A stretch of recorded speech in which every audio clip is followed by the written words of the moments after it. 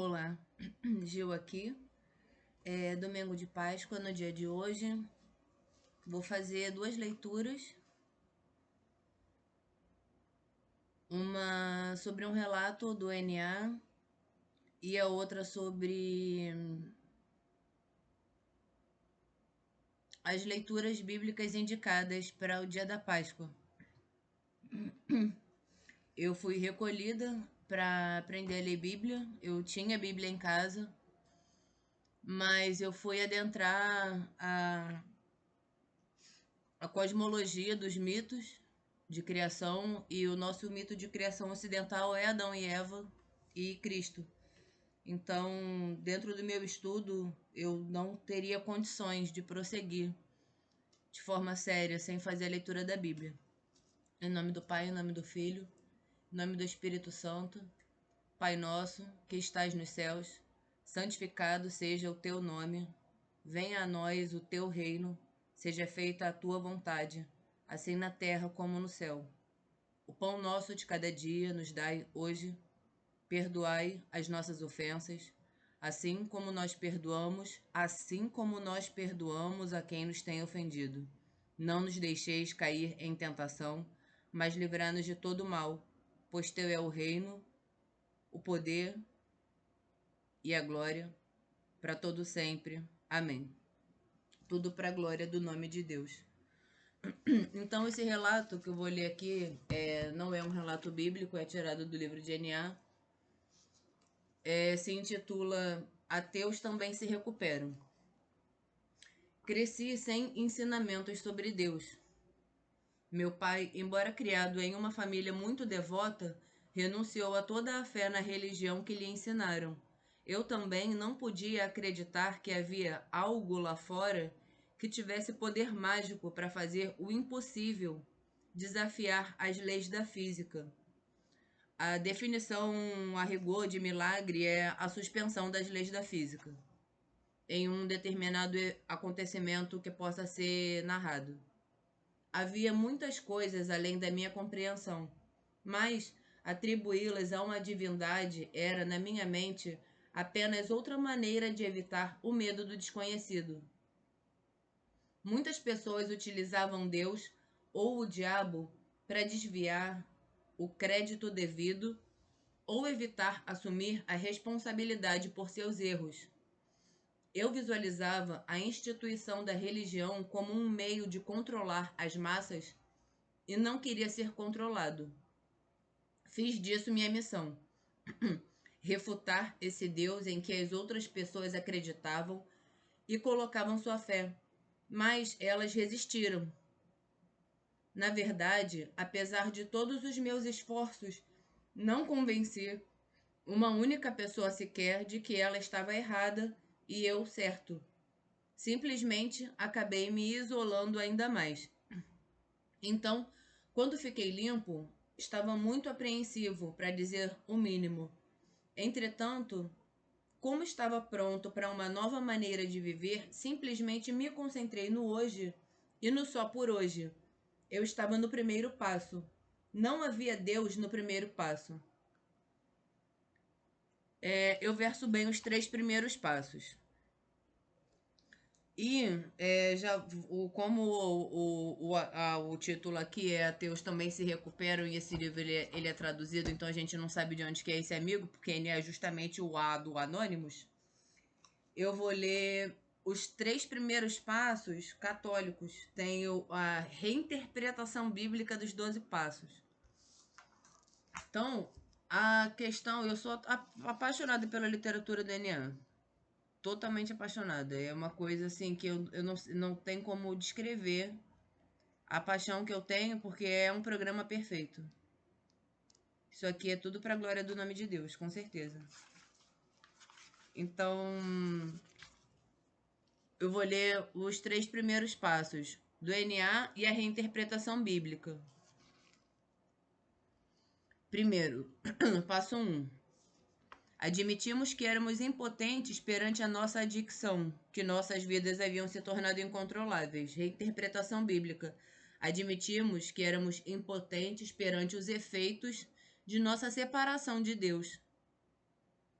que tínhamos perdido o domínio sobre nossas vidas. Segundo passo.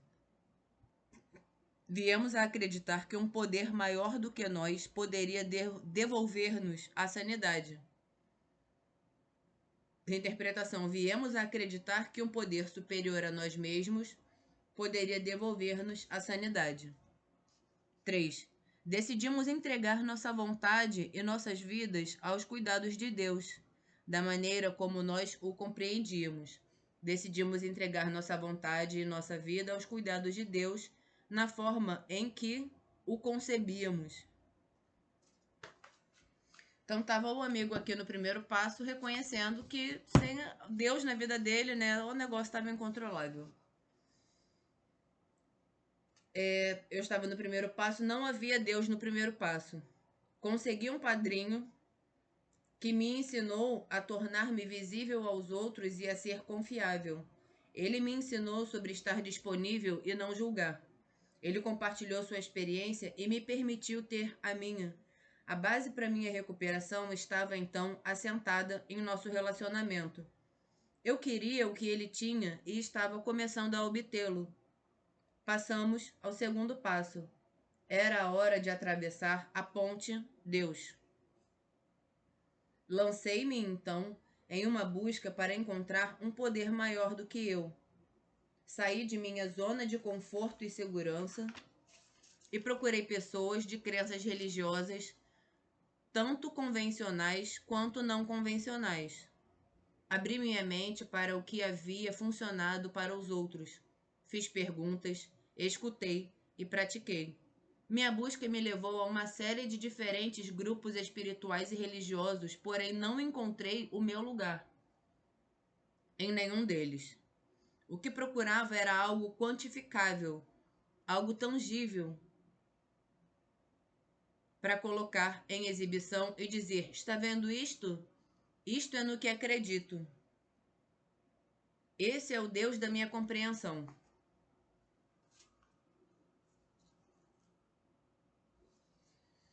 Talvez, se pudesse encontrar aquele Deus, a recuperação seria mais fácil, mas isso não foi o que encontrei.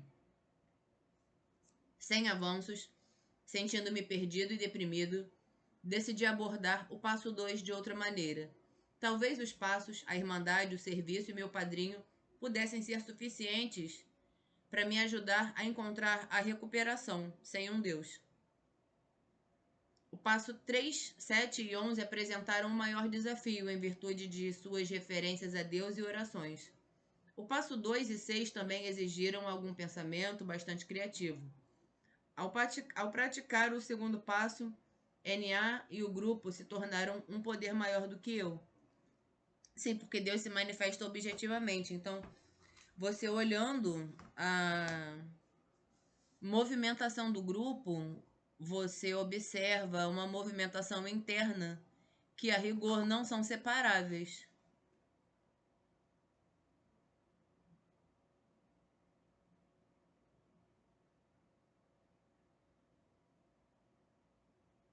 Participando e servindo, eu era capaz de colocar as necessidades do grupo e do adicto que sofre acima dos meus desejos.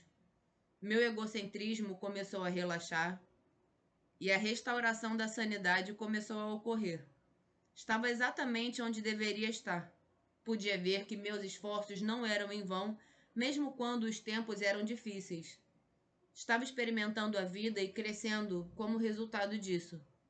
No terceiro passo, comecei a entregar minha vontade e minha vida para o processo de recuperação e para os princípios espirituais que podem ser encontrados nos passos. Sugeriram que fosse honesto sobre minha crença, mesmo que ela fosse desprovida de um Deus. Caso contrário, os passos restantes não teriam valor algum. Comecei a ter fé no que a recuperação poderia me oferecer. Com a força e a coragem que encontrei, continuei com os passos seguintes. No sexto passo, meus defeitos de caráter estavam na vanguarda da minha mente. À medida que me tornei mais consciente de seus efeitos sobre minha vida, tentei controlá-los simplesmente suprimindo-os. O resultado foi que eles pareciam agravar-se, causando mais danos, tanto para as pessoas próximas quanto para mim mesmo. Cheguei perto de estar totalmente pronto para ficar livre dos meus defeitos e passei para o passo 7. Acreditando que a humildade era um aspecto importante do sétimo passo, procurei então pela experiência dos outros. Através da busca sincera dessa experiência, incluindo aqueles com quem eu tinha pouco em comum, estava realizando atos de humildade. Esforcei-me para viver a vida através de princípios espirituais a fim de aliviar meus defeitos. Em vez de meramente tentar me livrar dos meus defeitos, procurei substituí-los por algo positivo. O passo 11 foi um verdadeiro dilema. Fiquei conhecido por dizer: sou um ateu que acredita no poder da oração. A declaração, que tinha apenas a intenção de chocar as pessoas, tornou-se uma convicção. Oração não significava ficar de joelhos e implorar a uma divindade. Pelo contrário, era como eu a vivia. Como uma oração, todas as minhas decisões se tornaram importantes e relevantes, independentemente de quão insignificantes pudessem parecer na superfície. Encarei a meditação como ferramenta ou exercício para ajudar a expandir minha consciência. Ela ajudou a me posicionar no momento e manter minha presença de espírito ao longo do dia. O resultado foi um despertar espiritual, a percepção de que poderia continuar limpo, trabalhar os passos, ser um membro honrado de Narcóticos Anônimos, ter uma vida que vale a pena viver e levar a mensagem de recuperação. Tudo isso foi possível sem um Deus.